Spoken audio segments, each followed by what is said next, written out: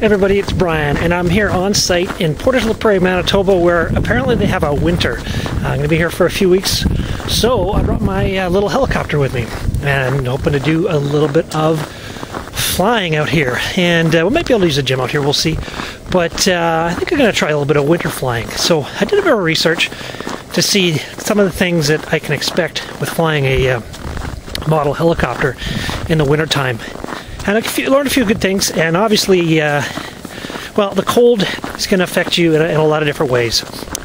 First of all, you've got the LiPo batteries, and you want to keep those warm. So keep them in your pocket, or keep them in some kind of cooler, which has actually got something warm in it, so a warmer, so that they stay warm before you fly. The plastic parts and everything is going to be a bit more brittle, so when you crash, essentially what's going to happen is plastic parts are going to shatter. Your servos, especially with smaller servos, are going to be, the grease in them is going to thicken up, and so especially with smaller servos, they're not going to turn as well, and there's going to be a higher load on them. What else? So plastic parts, your metal parts, especially the aluminum parts, are going to shrink. What this means is that your tail tube, if you've got an aluminum tail tube, is going to shrink, and your belt is going to loosen. So be certain to tighten your tail belt tighter than you normally would, because it'll loosen in the cold, and you'll be surprised at how much it actually comes off. Your ball links are going to be stiffer, so there's going to be a little bit more load on your helicopter. A couple of good things though. First of all, it's the air is really dense in the wintertime, so you're going to get a lot of bite out of the tail blades and your tail rotor blades as well. And what else? Well, there's snow everywhere, so snow drifts make for softer crash landings than like gravel or pavement or whatever you fly over does. Anyways, we're looking forward to taking the helicopter out, getting it all set up. A couple more things. If you got a cheap gyro like I do, a piezo gyro, I'm running the HK-250GT, which is a 15 or 12, whatever it is, $1 gyro. And you have to get it acclimatized to the cold, so you can't just take it outside when it's warm, and if you plop it down, as the temperature changes, you're going to get some drift. So make sure that you let the temperature of the gyro acclimatize, and that'll prevent you from getting a lot of drift. So anyways, we're going to do a little bit of a test to get the helicopter running and see how things go. Okay everyone, we've got a nice sunny day out here. It's not too cold. I'm thinking it's like maybe -8 or something like that. Just letting the helicopter acclimatize to the cold, brought it outside. I got the LiPos in my pocket so then I get cold.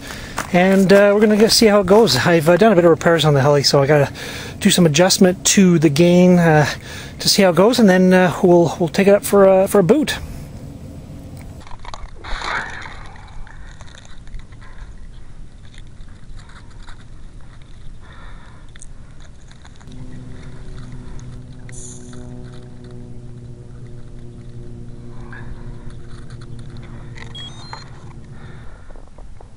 Okay, one thing I'm going to do that I don't normally do is I'm going to spool up my heli in normal mode. The reason I'm going to do this is I don't want to hurt the gears if I'm in.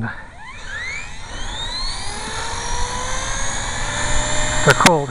Okay, so far so good.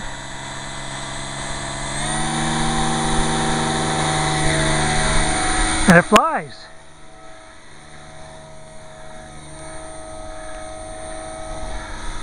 Gain seems pretty good. Got to say that servos seem pretty slow.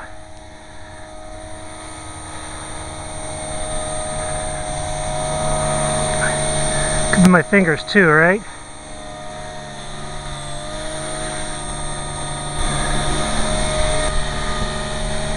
Yeah, these servos seem really sluggish. Let's bring her in.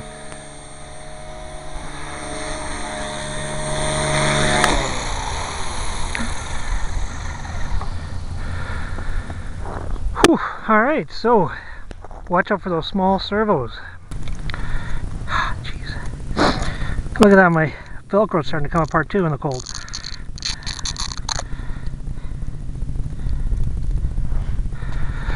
Battery's a little bit warm. Okay, got some cold fingers now, and As you saw, the helicopter was really, I'm going to say sluggish, and that's really how it felt. It's got really tiny servos that probably were pushing really hard against the cold plastic and probably a cold grease inside there, and everything slowed right up.